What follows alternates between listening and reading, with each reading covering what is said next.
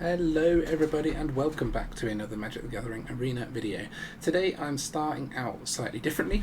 What I wanted to do is just sort of show one of the places that I would look when I'm making content for the channel, why I make some of the decisions I make, and then we're going to launch into a normal sort of deck build. So this is untapped.gg. For those that don't know, it's basically a big statistical warehouse of information about Magic the Gathering Arena, and there is tons of information in here. And one of the features that they have introduced recently is about card statistics. So when people think of statistics for Magic the Gathering, mostly people think about decks. So there's this decks page which will show you the best decks performing in standard. Now obviously these are averages over many matches, so over 810 matches Azorius Soldiers, 67% win rate. That is actually crazy high. We featured Soldiers on the channel, and this was one of the reasons why. You know, I don't want to not show you good decks if they are out there. Now I made my own version. I didn't necessarily use the exact one here, but this gives me an idea sometimes of things to use. Now the card section is slightly more interesting because with cards, obviously one card doesn't make a deck, but if you can filter by set, and if we filter by Phyrexia, all will be one. The standard ordering, I think, is this kept win rate column, but I like to look at included win rate as well. These two are both very useful statistics. So included win rate is just if this card is in the deck and the deck wins, it counts towards that, and kept is where it is in your opening hand, at least one copy, and you kept that opening hand and then won. So if you look at the statistics for cards from this set, by far and away one of the winning cards is Blazing Crescendo, which is this 1 and a red common instant. Target creature gets +3/+1 until end of turn. Exile the top card of your library. Until your next turn, you may play that card. So, given that this is running away with it, and bear in mind it's only been played in 1,200 games since the set came out on Arena, which is pretty low. To give a comparison, Sheldred's Edict, 77,000 games. So, you know, this is an uncommon 2-drop. That one is a common 2-drop, but look, it's literally got 6% more win rate than the next highest, which is a land. I mean, Complete Devotion is also on there, which is something we'll have to try out. But for today, I wanted to make a deck that around Blazing Crescendo, because I think that is such an overwhelmingly positive statistic, and it's not played very much, and that is the exact kind of card that I liked to try and play. So let me get open Magic the Gathering and show you the deck that I have put together. So I have yet to name it, but this is Crescendo. How do you even spell this word? Crescendo. I assume Italian isn't brilliant, but so this is the deck I've put together. It is obviously mono red. I think if you're playing a card like this, it is because you are trying to use that +3 as 3 damage effectively, at least 3 damage, preferably more, because some creatures obviously will get bigger than just the +3 when you play this card, and then you want something that needs extra cards to finish the opponent off, because exile top card of your library, play that into your next turn, is basically draw one in most low curve aggressive decks. So the reason that this card seems exciting to me in this particular deck is that we can run Monastery Swiftspear. This card is a reprint for this set, for the set before, but it is just such a good card. A 1/2 with haste and prowess. Prowess is whenever you cast a non-creature spell, this creature gets +1/+1 until end of turn. So if we target the Swiftspear with Crescendo, it's going to become a 5/4. 5/4, yeah. So, and draw a card for 3 mana is pretty exceptional. And the other creature that we're pairing the Crescendo with is Electrostatic Infantry, which is a 1/2 trampled Dwarf Wizard. This is actually from Dominaria, and whenever you cast an instant or sorcery spell, put a 1/1 counter on Electrostatic Infantry. So again, this will become a 5/4 when we target it with Blazing Crescendo. It also has Trample, which is very nice, and it keeps the counter rather than the Swiftspear, which is just a prowess, so and it keeps it for the turn. What I then wanted to do is pair, we obviously need a whole bunch more non-creatures / instants and sorceries to go with these, and we have 15 instants and sorceries, 14 instants and 1 sorcery. So our instants are Play with Fire, 2 damage to any target. If a player was dealt damage, scry 1. It can be used in conjunction with these 2 creatures as a combat trick, because the creature will grow and this will do 2 damage, so we can take down some pretty large creatures with the Swiftspear and the infantry. We then are running 4 Lightning Strike, deals 3 damage to any target. Now I'm running these 2 because I wanted to keep as much of our damage-based spells as spells that can be done to face, because in the current meta there's quite a few cards that cause us problems, such as Phyrexia Obliterator, which is the 4 black. Whenever it's dealt damage, the source's controller sacrifices that number of permanents, which is very bad for us. Sheldred is still bad for us, a 4/5 that's gaining the opponent life. Things like that, which are big blockers. We want it so that when we top deck these spells, we can aim them at our opponent's face instead of their creatures, and then we can still basically do them some damage and finish the game off. We are running 1 Bloody Betrayal. So this is a 2 and a red for a sorcery. Gain control of target creature until end of turn, untap it, it gains haste, and you create a blood token. So this is for that exact scenario I mentioned, where there's a big creature that we can't get through. 1 copy of this can just be enough to sort of jankily win you some games, where you gain control of their creature, hit them with it, and then the game is over. Now that works very well against black decks, but it can also work against green or other big creature decks, so very nice. And then we're running 2 Volt Charge. Volt Charge is 3 damage to any target again. Same principle as Play with Fire and Lightning Strike. It does cost 3, but it does allow you to proliferate. Now, proliferate isn't a hugely useful thing, but it is actually useful more than you would imagine in this deck. So, proliferate lets you put counters on things that already have counters on them. So Commander faces Kakkazan has lore counters on itself and puts 1/1 counters on creatures. The Phoenix Chick can come back from the graveyard to the battlefield with a counter on it. Electrostatic Infantry puts counters on it. This is the best sort of combo in the deck, really, because if you have your Electrostatic Infantry and you cast Volt Charge, this then gets a counter and then you proliferate and add another counter. So if you play this on turn 2, it's a 1/2, you then Volt Charge something for 3 damage, and this is a 3/4 with trample. We have Koth that has counters on it, and we have the Thundering Raiju that puts counters on other creatures. So we have got quite a few different ways of interacting with counters in this deck. So yeah, those are our instants and sorceries, obviously including the Blazing Crescendo. Then our creatures, I'll go through the non-creatures. So Commander faces Kakkazan, I won't go through, but this card is just ultimate value in 1 card. Gives us a creature at the end, which is very nice, and being able to exile stuff is very nice too. We're then running Koth. So Koth is the new Planeswalker from the new set. It's a 4 loyalty, 4 costing legendary Planeswalker, +2 to search your library for a mountain card, reveal it and put it into our hand. I mean, obviously it's not insanely good on its own, but pulling mountains out of our deck is nice, because once you get to 4 land in a 21 land deck, you're not going to be drawing them all that often, and sometimes we do want to cast a 3 and a 2 casting spell in 1 turn, and being able to get a mountain without that being our top deck is nice. And obviously making it less likely to draw mountains off the top is always good in a deck like this. We typically, after turn 4, don't want to be drawing mountains, so if we have another way to pull them out of the deck, that's great. And obviously the -7 on Koth is you get an emblem with whenever a mountain enters the battlefield under your control, this emblem does 4 damage to any target. Is very nice, because if we do ever manage to ultimate, we're probably going to have some spare mountains in our hand. The main thing about Koth is it has a -3, which deals damage to target creature equal to the number of mountains you control. So if we do have 4 or 5 mountains down, this is going to be one of our only removal spells that can get us a Sheldred out the way or other big creatures. So Koth kind of gives us that bit of board presence to stick if we do get board wiped, but it also gives us some removal for larger creatures, and a way of ending the game without creatures if we can get it to ultimate. So that's what it's in the deck for.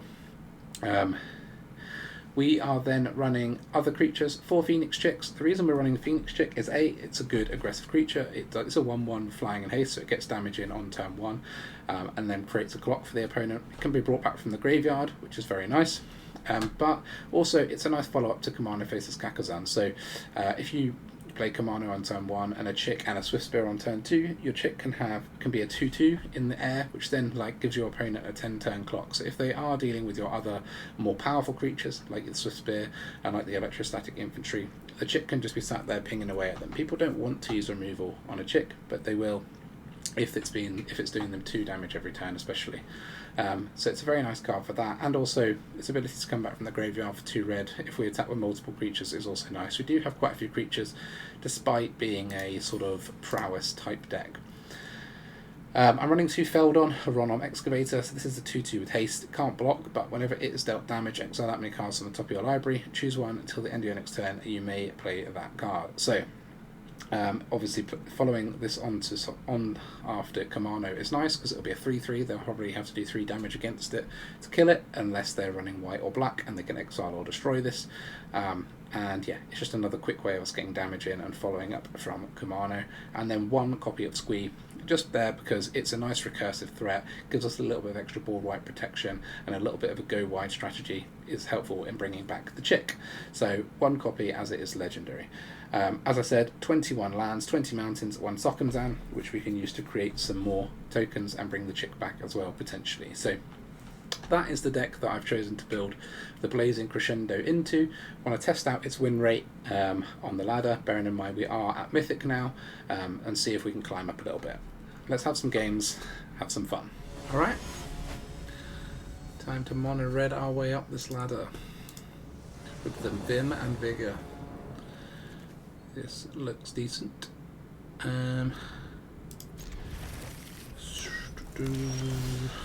Koth. Let's go with this.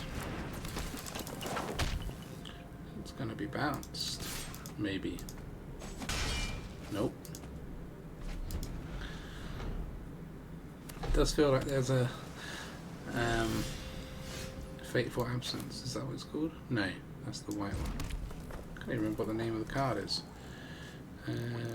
So let's just go with this.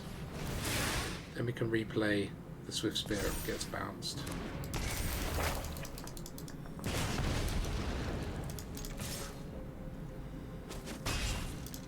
Okay. Just an impulse. Mono red versus mono blue.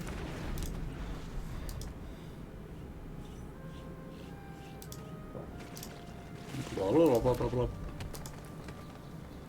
Blah blah blah blah blah. Oh, not mono blue. Venerated Rock Priest. Yeah.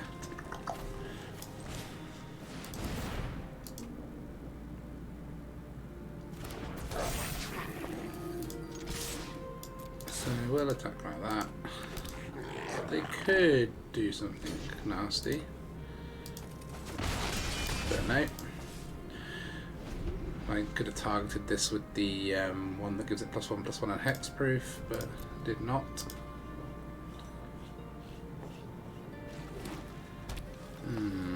Quite a lot of mana. Slightly worrying.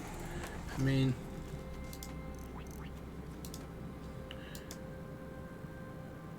I'm sure that it's Shore Up, that's the card I was thinking of. I'm sure that Shore Up is in their hand, which makes attacking with the Swiftspear tricky.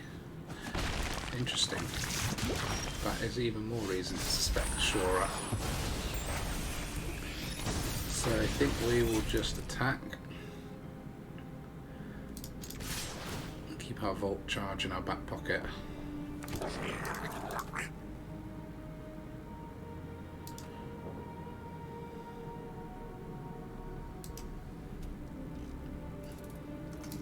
We've got Volt Charge and Lightning Strike. Just turn the music down a little bit. Bit much, isn't it? That doesn't seem to have actually done anything. Let's go down to here. Okay, fine.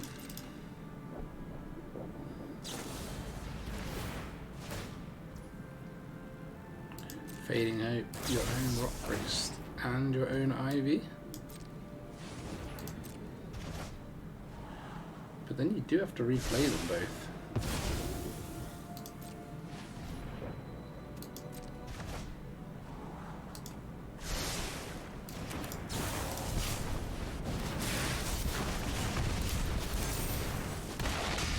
Down to 3, and we've got a Lightning Strike in hand, so unless we die, this is looking quite good.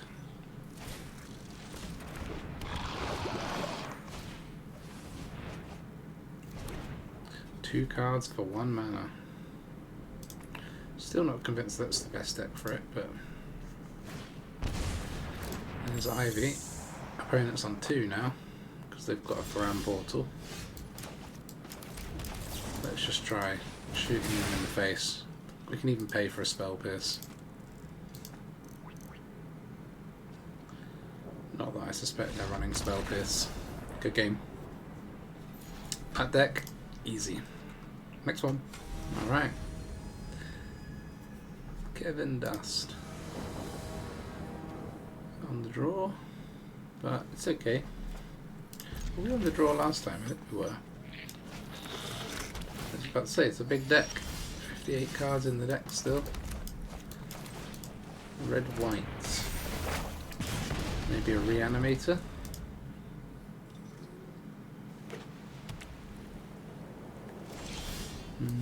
Not sure. Let's go Feldon. Always nice for him to have an extra counter on. Even if he gets zapped, at least we can replace him. We have got our Crescendo this time, so hopefully get to try that out a little bit. Ah, maybe it's just a tokens deck. You don't want to do that. That's giving us a whole extra card. Swiftspear.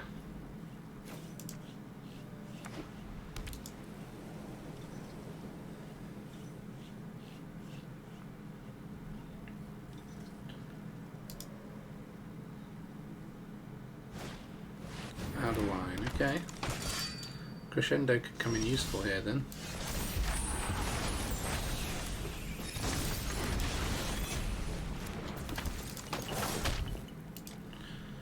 We'll swing. If they don't block with Adeline, we'll probably just play the Electrostatic Infantry so that we can soak up the token. I think that's the best thing to do for now. If they had it blocked, we would play this. And then next turn we could double cast these, so we're in pretty good shape at the moment. Obviously like a Wandering Emperor would be quite bad for us. Which, this is a tokens deck, so I guess it could feature an Emperor. They could play a Monarch now. Wedding Announcement, less worrisome.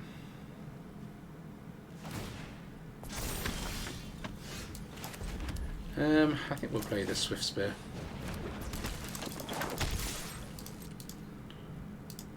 Seems like a reasonable thing to play, rather than try and play both. We can always strike to face next turn. It's our highest damage route, and they still got 15 lives, so we do need to go down this path.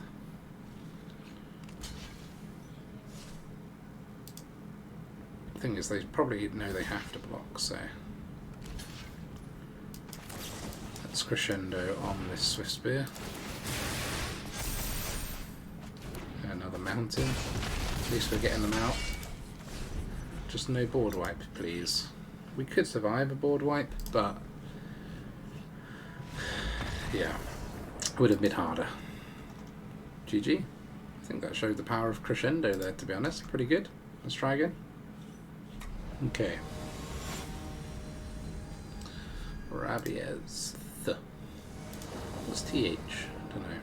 Thought it might be a country or something, but we've only got one land, but we are on the draw, and we have got to play with fire, so we can scry one. So I think we'll keep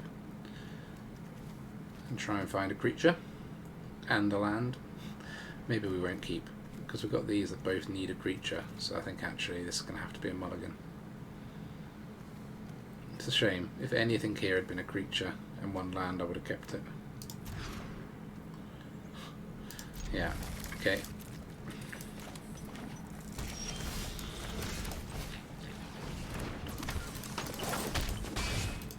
Blue, white. Got lucky. So we're probably going to expect board wipes here. So Koth could be useful. Myrex. So they can create a 1/1 which they can then use to make disappear for more. That's the trick I've seen around. So I think we'll play this.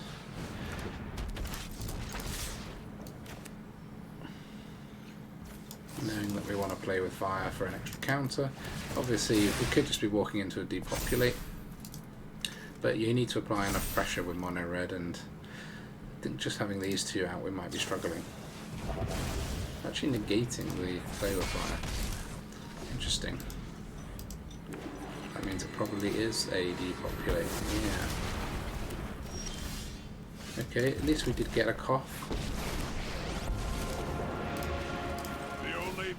So we could pull some lands out, make ourselves less likely to draw them, and obviously if this does get to -7, that's all good.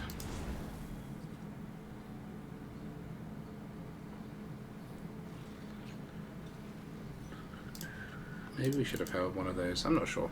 I'm not sure on that one. Well, that is interesting.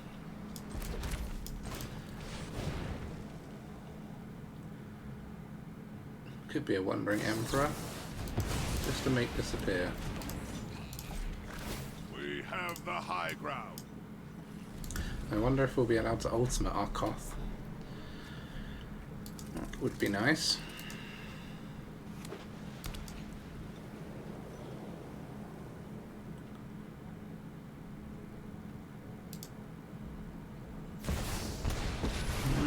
Looks like it. Your hope is wasted. You cannot win. The data requires. Okay, we'll definitely do that. Mountains will never surrender to their invaders.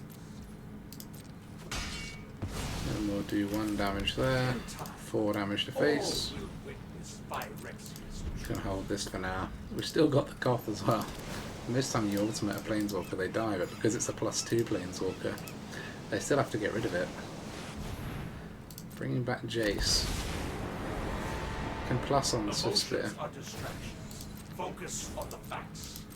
You can be made to obey. So we will find ourselves a mountain. So let's just calculate here. So 3, I'll put this on 1, I'll put this on 2. This is 4 more damage, 6. Okay, so we win if we just go for face.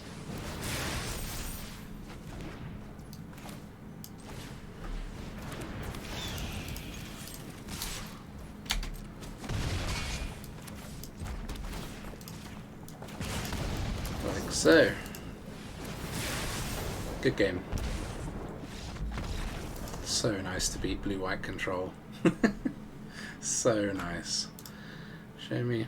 So we've gone up 1% every time so far. That normally stops about now. So yeah, still on 95. It was definitely Koth for the win in that last game. Did 8 damage to face just with the mountain drops. Survived the pain of a board wipe. Got 2 of them now. So Phoenix chick doing its thing. What is the first song?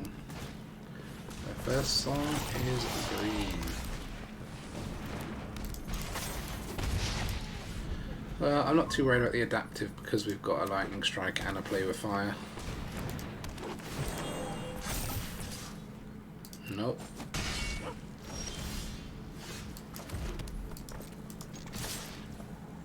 Might as well do this now. Don't really want them ramping.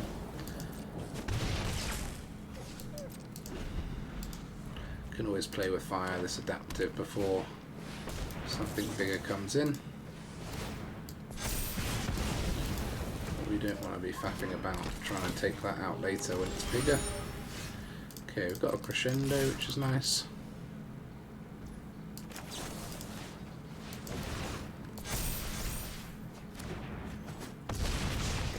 And then a mountain, so we can play Koth next turn and kill off something with 4 or less toughness. Maybe this tracker, maybe something else.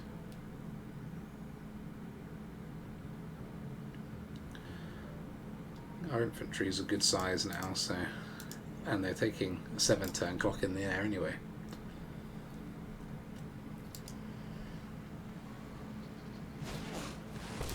Another tracker. Yeah. Vigilance lets them get in for an attack. I wonder if there is any hexproof in their deck. Maybe the new ones. X and 0 gives you hexproof. I think we'll try and get Koth in rather than Volt Charge, although that is nice to have in our pocket. Stopping Phyrexia is all that matters. Let's see if this thing gets hexproofed. If not, we're in pretty good shape.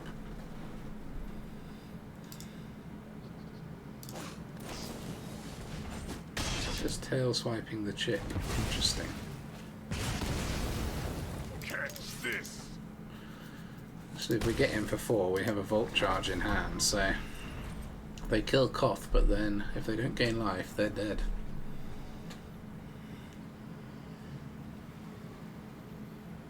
Probably very dead.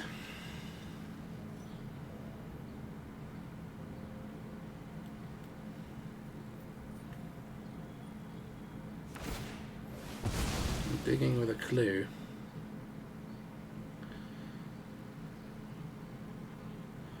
Tail swipe would be good for them because they could attack, kill Koth, and then tail swipe to kill the infantry. Obviously they would lose their tracker, but Volt Charge to face is still looking pretty good here.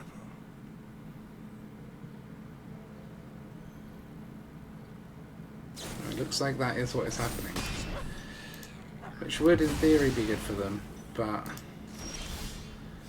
bearing in mind that we have this, we'll play that first just in case they have a way of gaining life instantly, but they don't. They could have had a Tamiyo's safekeeping and cast it on this, but yeah, GG, up another %. Okay, Shimbel.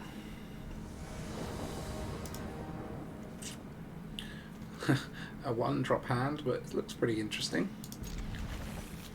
So we sort of want to play the Kakkazan first. Normally I would play Swiftspear first, but we want to be able to hit the counter on the chick really, because 2 damage in the air is nice against most decks. So we'll do that.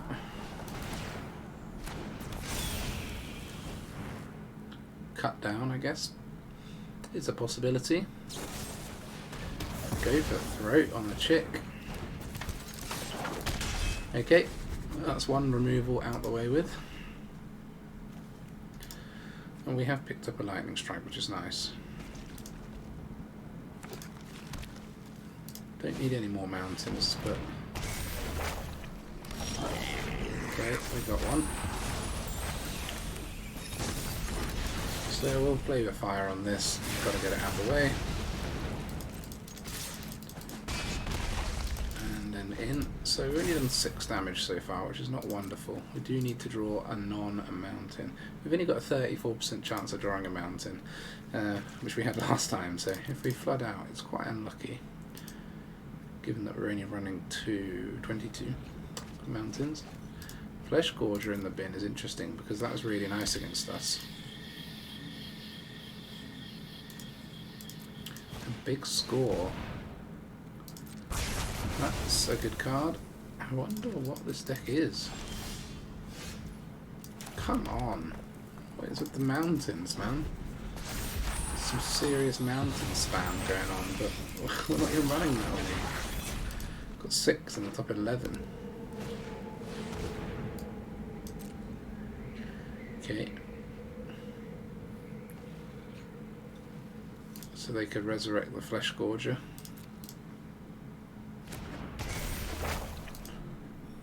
Which is pretty brutal. We do have a chance of maybe getting through that, but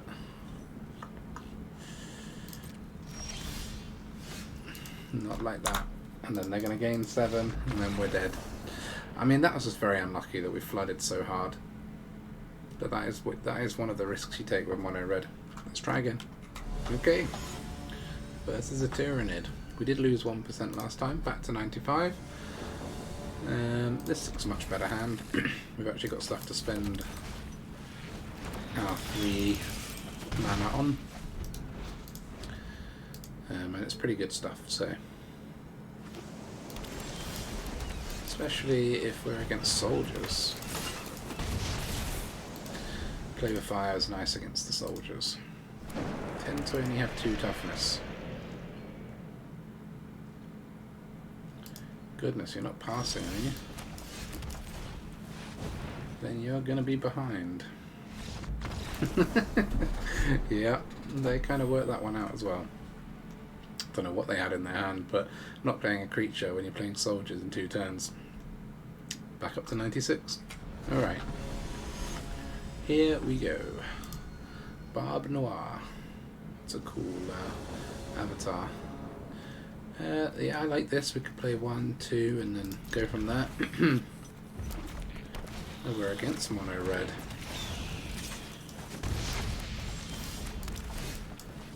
So we're against mono red and we're on the draw. So this could be an interesting one. Be interesting to see if they're running the Crescendo or not, though. Yeah, so far this is working out about even. And obviously you don't want things to be even when you are going second.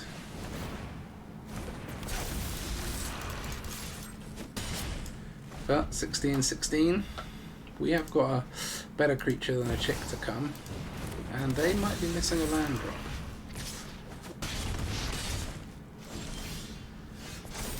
Okay. So, let's get in with the Crescendo.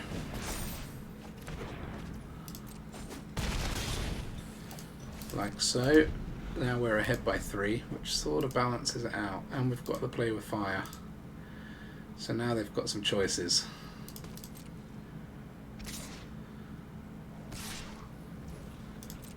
We'll let that connect, because if we can take that adversary out,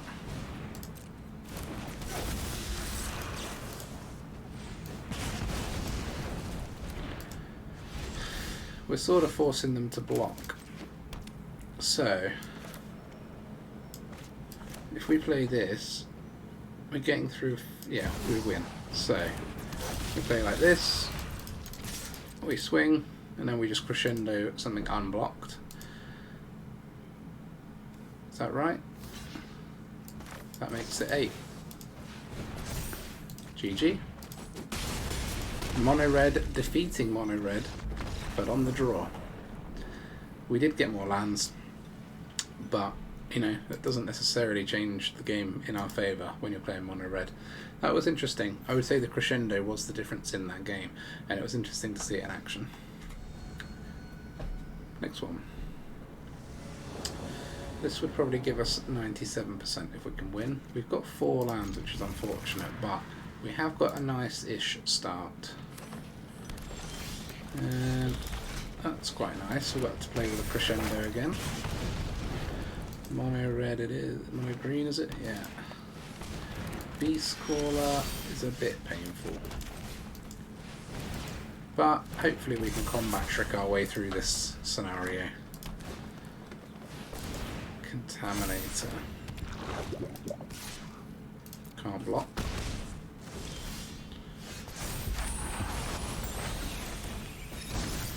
So we go with the Swiftspear. Attack. They will probably have to block. They can make it a trade if they block the right things.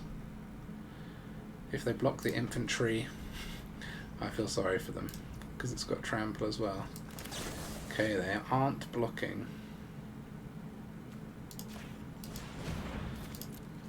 It's going to be a big hit then.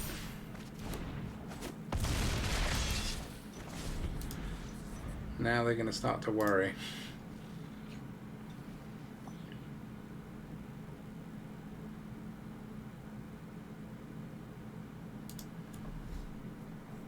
Thing is, they can do a big hit as well.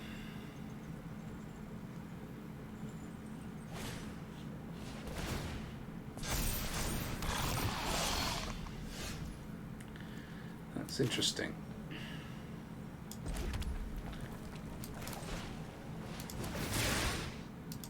So we play the Kumano, and then shall we swing like this?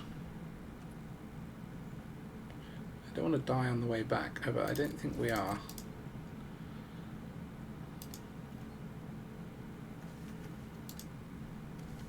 I'll touch my hand like we're holding something that isn't just the lightning strike.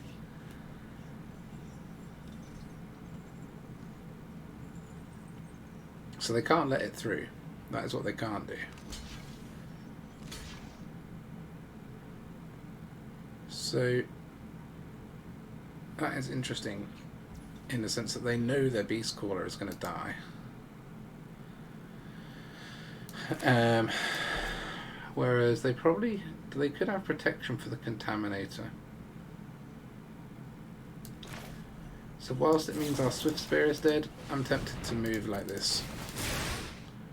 Because, yeah, we're sticking a bit here, and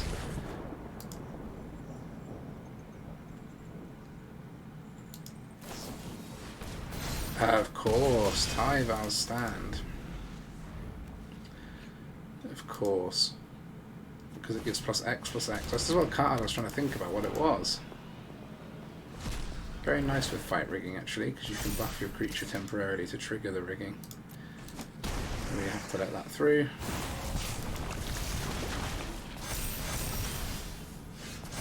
So we have a Crescendo, which is interesting. So at the moment only 2 of their creatures have trample. This is going to trigger this. So if we play this, our attack is basically useless. This will be a 4/4, could be a 5/5 actually. So maybe we play the Raiju and just attack with that and keep the etching back.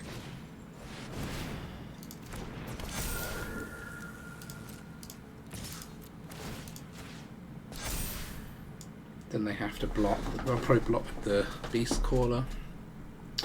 Put the counters on the Contaminator because it has trample.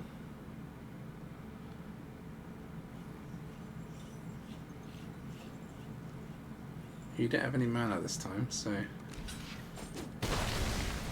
Oh, they don't get the counters because of the etching. I didn't even think about that.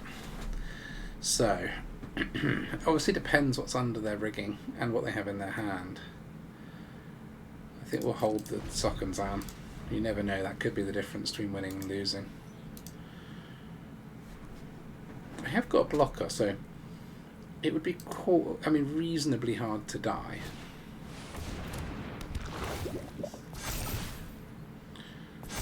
Yeah, it's just a Contaminator. So we're taking 11 if they attack with both, which they don't. So we'll have to accept that. Ooh, and a Swiftspear.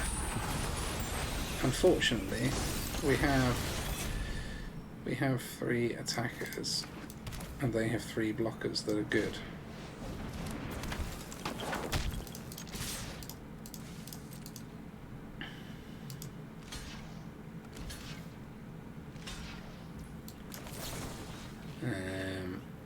So let's say we do this. Yeah, we just get a land. Okay. Close one. But they did play well. Opponent played well, and they got the right cards at the right time to beat us. Yeah, it was interesting. But that was close. That was the one that could go either way. What I would say about the last one is that if we had gone first, we definitely would have won. So, it gives me confidence that we can win, at least 50% of matches in that scenario. Just maybe not 100%, but it was a good example of a green deck that I would quite like to try. A green fight rigging. Interesting one. Very interesting. We could either double chick here or we can Feldon. I think we're going to Feldon. While we can get through with something on the ground, we shall.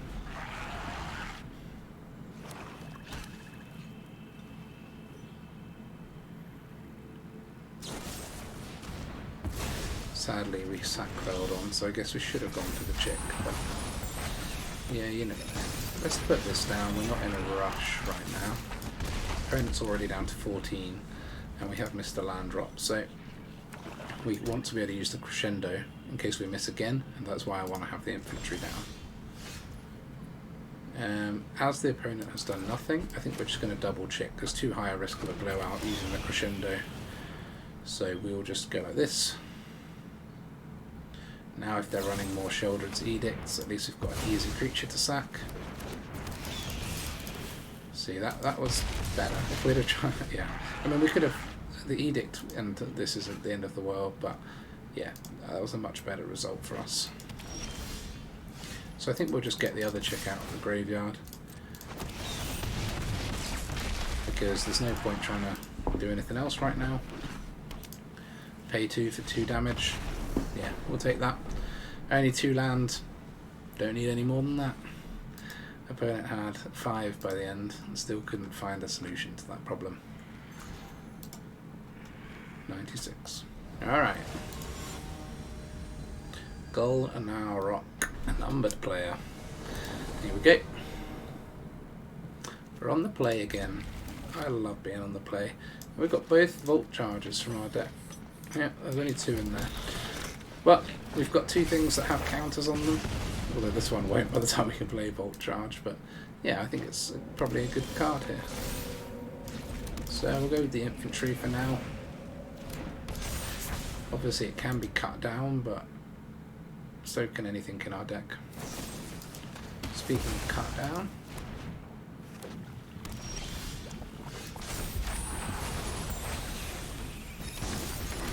so we'll play this and attack. Opponent isn't holding priority, so I think we're safe to Crescendo here.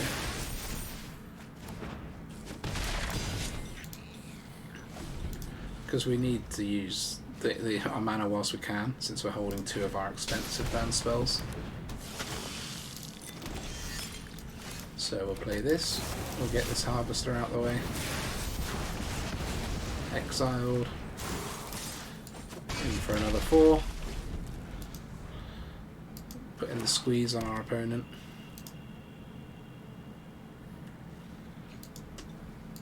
Be interesting to see what they want to do. Brotherhood's End is pretty good. Pretty good. So Crescendo is obviously useless to us. But opponent will be on 3 after we Vault Charge their face.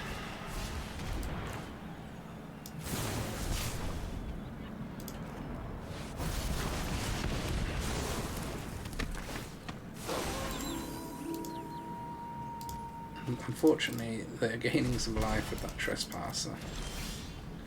Okay, we've got a creature, which is nice. Needed a creature for the Crescendo, but they could have more removal. A Shelly. Now, I'm tempted to use the Crescendo now. Although we could use it to attack. It's such a good blocker against Trespasser that we'll use it now. And then we'll have to think of another way to get through the Shelly problem. Opponent just using that to gain some life. Why are we getting all of our lands again? This is absurd. 7 lands in 15. I mean, there's only 22 in the deck. I'm going to have to lower it again. I'm going to have to go down 1 more land. Yeah, GG. Okay. As soon as we start flooding, we start dying. I'm going to remove 1 more land and we'll try again. Okay. I removed 1 land and added 1 Bloody Betrayal, which is a sorcery that allows us to gain control of an opponent's creature and create a blood token. Gain control for 1 turn. Just for that surprise factor against decks that run Sheldred and Phyrexia and Obliterator. Because they so confidently win against us otherwise that it's just nice to have that odd off chance that we have it in our hand.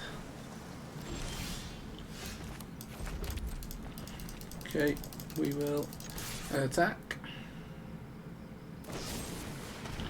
And our poor Phoenix chick gets murdered. But our infantry is alive. Maybe not for long. Opponent was sort of playing with my infantry there. Fingering my poor infantry, which is not what he signed up for. Definitely not what he signed up for. He enrolled himself in the Dwarf Wizard army. It ended up getting fingered by Edron. What again though? Like, I've only got 21 lands in this deck and we've got 6 in the top 10. It makes no sense to me.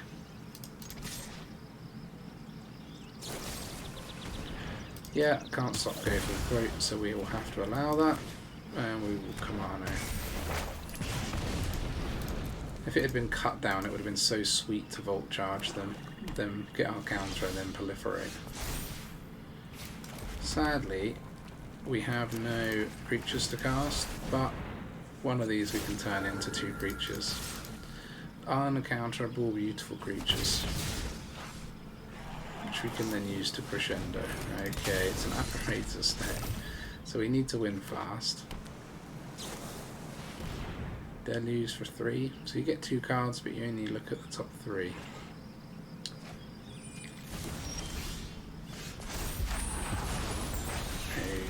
Okay, so we're up to 4 creatures. Opponent doesn't seem to be holding priority. Sorry, 5 creatures make that.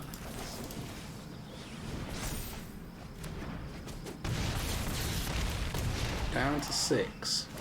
Well, they're now in like burnout range, so I feel a little bit better. Even if this is a board wipe, which I don't know if there are any board wipes in blue-black.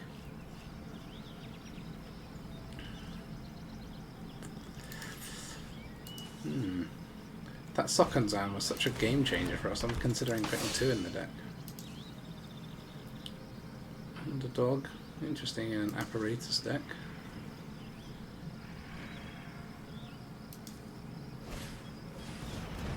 Blue Sun's Twilight, so you've got yourself a tapped chick.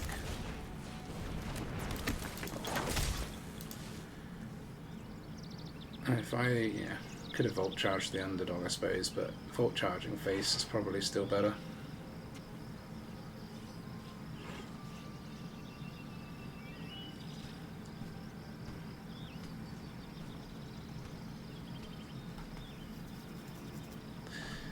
So with this around, you never really know what spell they've got. I mean, they could be casting a spell up to 4 mana.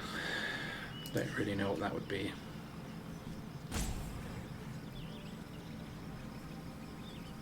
Or they could just be rage quitting.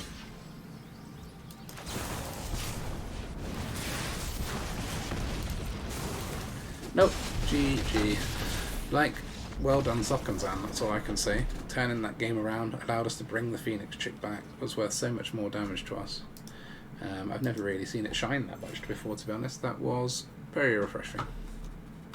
Okay. MKS Val, 98%. This is a fun looking hand. We'll probably go Kumano turn 1. Swiftspear is good too. It's always hard to know which way around to play these. It's nice that you have to think a little bit, but it depends what our opponent does. If they play 1 black and then pass, I would say Kumano, because if this is cut down, our turn 1 is a blowout. This way it isn't. And we could put our counter on the chick, which is, I just find so nice. If you make that chick a target, that feels like a good thing to do, because you can always get it back later. They don't want to have to use removal on it. It feels bad if you're on the other side of the fence. But they have removed it, and we still do a little bit of damage. Phyrexia in Arena is not what you want against red.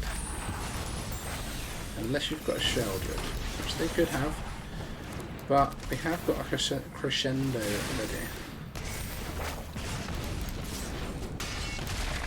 13, 12. So if they Sheldred, that is all they're doing. And then we just push through it with the Crescendo. So, and if they've got an Obliterator, it's more of a problem.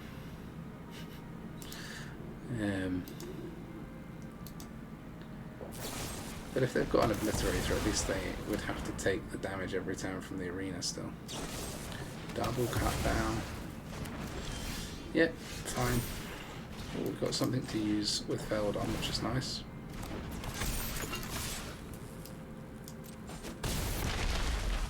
So they're on 6.